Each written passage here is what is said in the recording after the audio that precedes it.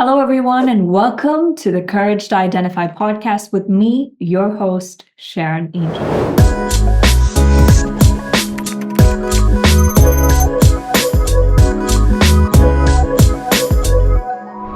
Today, we're going to talk about domestic violence, but specifically, we are going to talk about safe houses and transitional housing.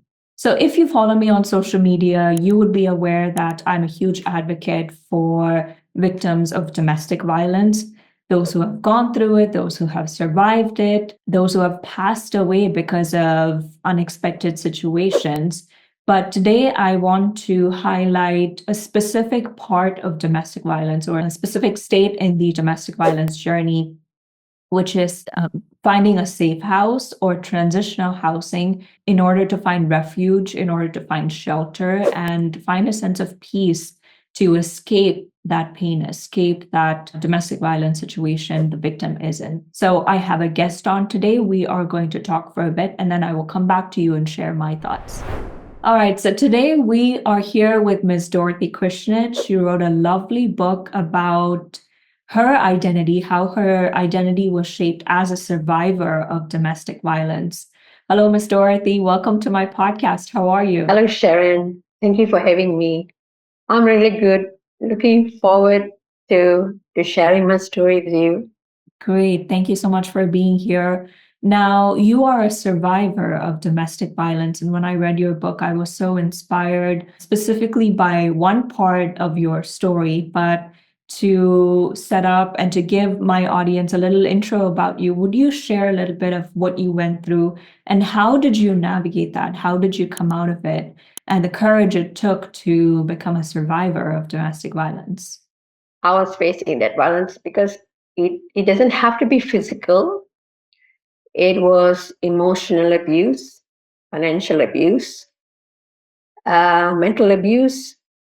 So there were a lot of abuses that was actually targeted at me, which I was not familiar with because I grew up in such a very good family and a good setup.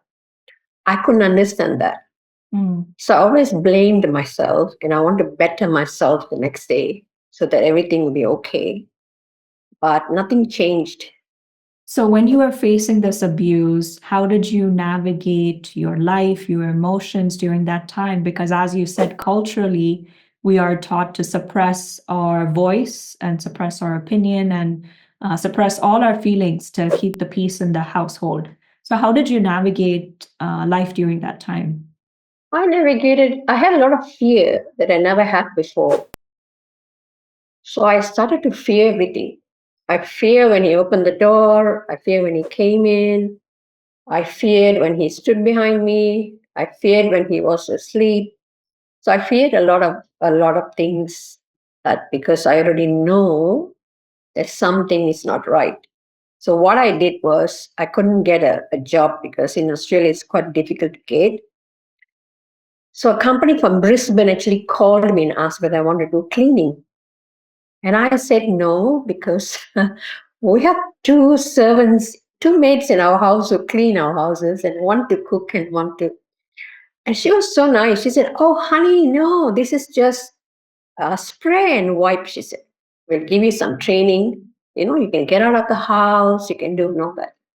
So I thought about it and I said, like, okay, let me just give it a try. So I went for the training. And before I can say Jack Robinson, they already signed me up for everything. So that's how I had a cleaning business.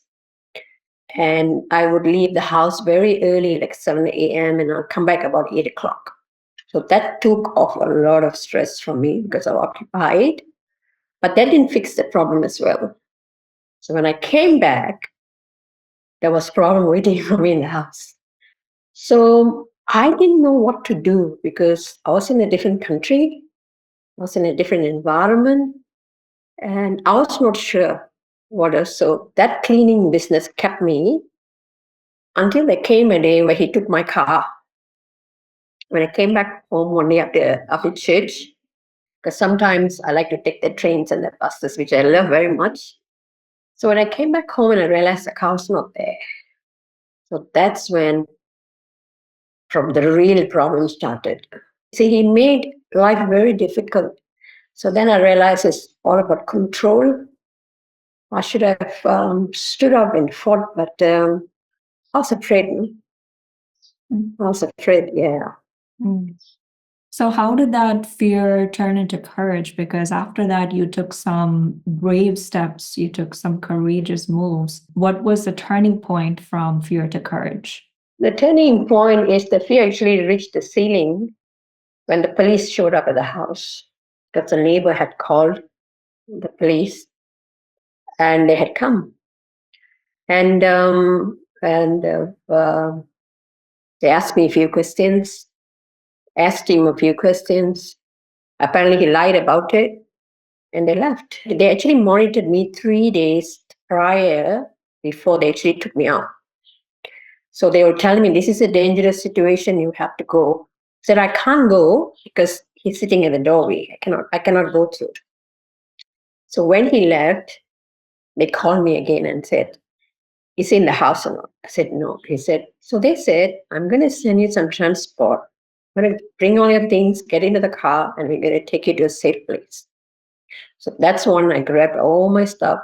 But I accidentally left a few things, which I never got back. And I left. So they took me. You see, I was clueless, no? I'm in a strange country with no family, no friends. And I don't know how I managed it.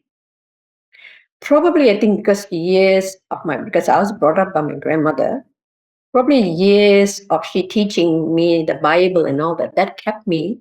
And I actually held on to God and I said, I don't know what's going on, but I'm afraid. So this cab driver takes me and leaves me in a place which I don't know. I had about 5 or 6 bags, trolley bags. And I had to cut all of them up one by one. By then, my health was already compromised. So I didn't have the energy to take the bags up. So I thought safe houses were but this particular first one was really not a good one because the guy didn't help me. And I cut it all the way, all the bags up to the room. The room was a bit dingy, actually. It was funny because it was cold. That time was winter time. It was cold, no heater. It was really, but I didn't like it. But then I thought I didn't have any choice or this rest.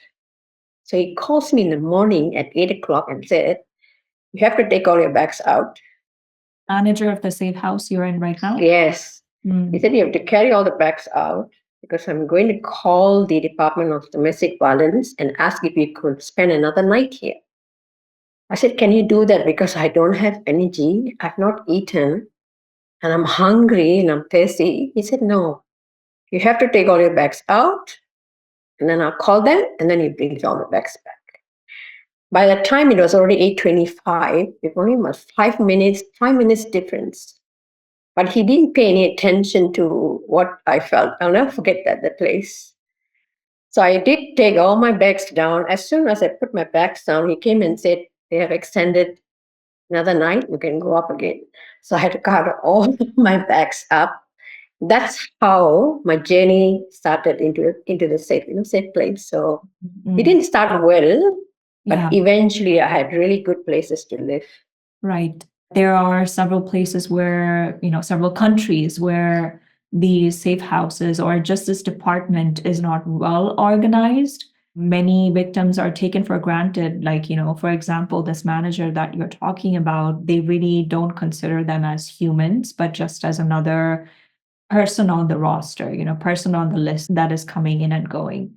But for you, during that time, after all of this pain and suffering, how did you even think to agree to go to a safe house? Because typically the conversation is, or the narrative is, a safe house is not as clean, it's not well kept. And to go into that safe house, which is not well taken care of, I might as well stay in this familiar situation of violence. What was your thought process during that time to say, okay, let me go to this safe house rather than stay at home where I feel unsafe? I think Australian government, they're big about safety. They're big about protection. So no matter how the place is, you're safe, you're protected. No matter how, because different people have different sets of safe houses. So this one, I just stayed in a motel. It was a motel or a hotel, something. So that was different. Mm. But I didn't know until social services showed up the next morning, and they said that they'll be taking me to a proper safe house. So social services kicked in, and they did a lot of stuff for me. So they had about 4 or 5, I think 4 rooms. So they gave me one to occupy. And they also had an office inside the house. They have a big yard at the back, a big backyard where you can wash your clothes, you can hang and everything. So you get into your roster. They give you roster. So you have to cook, you have to clean, you have to do a lot of stuff. So they give you time to rest first a few days before you can get into the roster. So that was much better now compared to the first house. Suddenly I felt this release, like I had freedom to not to dwell in this kind of environment which is so toxic. So I used to walk out and go for a coffee and sit down and look at the birds and just. So when I came back that evening, when I opened the door, my passport was there with the ticket. I had help all the way. So Safe House is not just a safe house in Australia. They actually help you along the way. Mm. So I actually managed to go home. And then when I came back, I couldn't stay there anymore because there were rules like when you leave the country and you come back, you can't stay in this house anymore. Mm. So now I have to shift and go back to another house, which I didn't have. So I went back to where I was abused. Mm. So I went back and I called him and said, I don't have a place. I need to put my things here. I'll just put my bags here and I'll go and stay with my friends. He was so sweet. He said, no, no, no. You stay with me. I'll not trouble you. You live in, you go and stay in your own room. I'll stay in my own room and all those kind of things. So I went. And I actually slept through. He didn't trouble me at all for the first few days. I slept and slept and slept and woke up. And there'll be food on the table. He would have cooked it and he would have gone to work. He would have cooked it and gone to work. So I had that little space before he started the abuse again. Mm. So that's when the police came, not the first time. And then I went out to another motel and hotel. So now they already have all my history there. Mhm. I've been there, been here, went home, came back, been with him, and then didn't work out, came back out again. So they arranged for me some hotels, in a faraway farm. I can go. So I did that.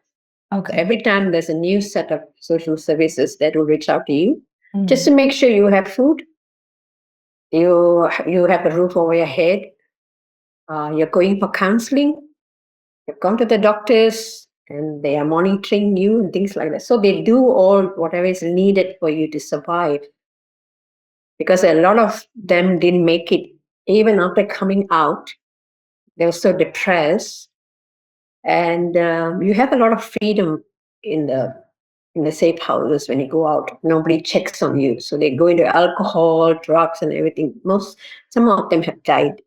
Mm. They didn't make it after coming into safe houses. And this is mostly because of the pain and not being able to address the pain in the right sense. I think they've already been on alcohol while being abused, so they Mhm. carried on that habit and came.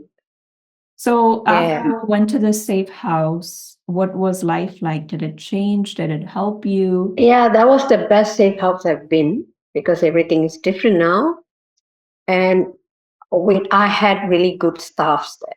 They looked after me well. They sent me for really good counseling. I used to go for so many counselings. I didn't realize I was so broken Mm. that I had to go for counseling after counseling after counseling, see the doctor, he'll verify and then come back and go to counseling again. And we have to go to a lot of therapy classes, Mhm. painting, drawing. It's like you're going back when you were a child, because I actually kind of lost my mind at the time because of all the things that happened. I kind of lost my mind. I had to write down where I'm from and all this, all Mm. those kind of stuff. So I used to do it because I know I'm losing it. Yeah. Yeah. So they bring you back to, Around when you, you were a kid, you reality. like to draw or you like to do something. So you're there, just, you know. Yeah. But I realized the care they had for me, the love they had for me. I recovered in 7 months, completely recovered. Wow. And you speaking that truth actually helped you in your healing process, in your recovery process. So they can help us back. Mm. So Yeah. they asking whether I'm going to return back to the abuser, the Yeah. perpetrator, they call it. Are you Yeah. going back to him? So Mm. after being through all this, and I'm feeling better now, I feel, yes, I want to go back because I feel stronger now. But when you go for counseling, counselors will tell you what are the disadvantages if you go back. So it gets you to think like things can be worse if you go back. So after all the help you've received, why would you want to go back to an abusive environment? What do you do instead? If you can't go back, what do you do? So you have to stay, because safe houses you can't stay for long. You Mm-hmm. have to recuperate, get well, and you're going to go on. So finally, after 7 months, they helped me find a house, and it was a government housing that I actually qualified. It was the 18th of October 2018. I came out and I started my life again. What is life like now? Well, you can see me now. I don't have any smell of smoke on me anymore. So, yeah, that's why I always tell the women, don't give in to anything anymore. Even if you find the slightest words that has come out or the slightest, you have to address it. You have to nib it in the bud. So I began to help others. I Mm. went to radio. I went and signed up for radio. I was on radio. I used to help others. I used to go out networking and talk openly about my case, even though a lot of my family and friends do not know about it. But Mm. if I keep silent, someone is going, to be trapped. Yeah. So I always want to tell my story. For one reason is take action. Mm. Must take action. They are safe. It doesn't have to be a 5-star safe house. Even it's a it's a small room, you're safe. You don't have to have any other privileges. Right. Just because people will come around and help you. Yeah. And because you had the courage to choose freedom or choose to leave that incredibly difficult situation, you are now at peace. You have your own Yes. radio show in Australia. You are successful. You wrote a book. I read that book. It's a very fast read, it's a simple read and highly inspiring. And also in life, spiritually, mentally, emotionally, you are at such a better place from what I read about in the book. So your story is highly inspiring, and this is why I wanted you to be on my show and talk about your journey. Share with us about safe houses, transitional housing, in order to have that little peace of mind to be able to leave the past and go into a peaceful future. Thank you so much. That was powerful, and your words are valuable. Thank you so much for joining me on this podcast. Thank you, Sharon, for giving me a chance to speak my mind and speak, because every time I tell my story, I get healed. I'm glad we had that conversation, but to share a few of my thoughts, I think that someone who goes through domestic violence, goes through any kind of crime or violent situation, it is highly painful for them to go through that because one, they are blindsided. They don't even expect that this will happen to them. And two, as Dorothy and I were talking, the conversation we had was we just freeze. Culturally, we are taught don't share your opinion, take on all the pain, or take on all the grief and the loss that comes with violent situations like this, because it's cultural, it's what we are taught. But more importantly, we don't expect this to happen to us. So as with that cultural mindset, we just freeze because we don't know what to do in those situations. So I encourage you, if you're watching this and if you're going through a similar situation, maybe it's not as profound or as big or as violent, or maybe it is violent, maybe your life is in danger. I would like to encourage you to say that you need to think about what will happen to you if you detach from this violent situation. I know it's hard. I know it's painful. I know it's uncertain. I know it's fearful. But if you were given a chance to be able to walk away from this situation, what would life be like? And is that the life that you want? Now, many of the conversations that we hear online, or many of the conversations that many counselors and therapists and religious leaders directly give people is walk away, leave that situation immediately, without understanding the repercussions that come with leaving that situation, without understanding the repercussions that come with not having a stable future or having anything lined up for your present and for your future. So there is a level of accountability, there is a level of responsibility, there is a level of wisdom and grace that you have to give yourself to walk away from the situation. So I want to encourage everyone watching this episode, watching this season, to say that, at some point, we need to break this cycle. At some point, we need to break this generational cycle of domestic violence, generational cycle of crimes that are posed to the vulnerable. Yes, number one, it is important to stand up and voice things and address things right at the root, right at the very beginning of the problem.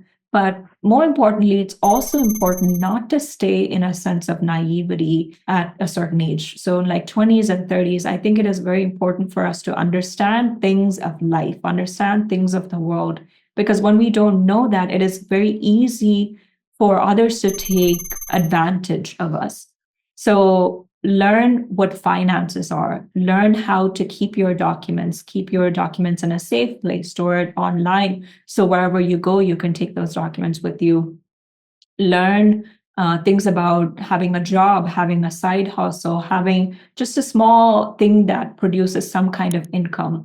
Have friends and people outside of the familiar, like outside of your familial unit, outside of your job. Try to make friends in different spaces and different networks, and don't get yourself in trouble, obviously, but practice some wisdom and navigate into those spaces with wise judgment. I think it is important for us to develop life skills from a very young age, as crime can happen both offline and online. So, both in the house and online. So, it's very important for you to understand the world, understand things that are going around you, things that are happening around you. Now, the second part of that is it's also important for us to be cognizant and aware of people's behaviors, people's attitudes, people's mental and emotional state when we live with them. So, for example, when a family is living together, like parents, children, grandparents, and siblings, uncles, aunties, and so on, I think it is very important for the matriarchs and patriarchs of the family, and even other members of the family, to understand and read the emotional state of their family members. This can also be in roommate situations, this can also be in a marriage. This can also be in when you're going on a holiday and staying with different friends. How is that person when they come back home? What is their state like?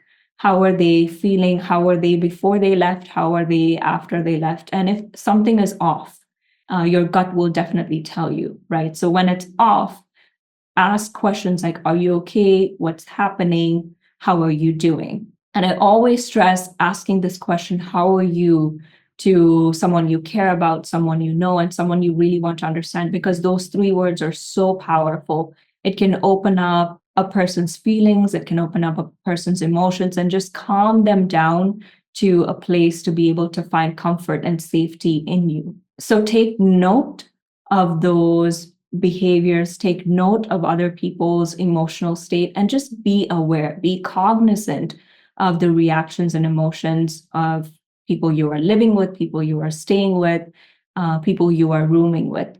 That will build emotional intelligence in you and also give you the respect from the other person to say, oh, I was feeling down. I was in this emotional state, and this person was able to understand that and have a conversation with me. So it goes both ways. It produces respect and it also develops emotional intelligence in you. And with the safe houses and the transitional housing, I highly advocate for safe houses and transitional housing. Now, obviously, not all countries, not all states, and not all departments of social welfare offer this kind of good and well resourced safe houses. So be mindful of what you're getting yourself into. And if it's something that will help you even for a short term, I encourage you to look into that option, consider that option.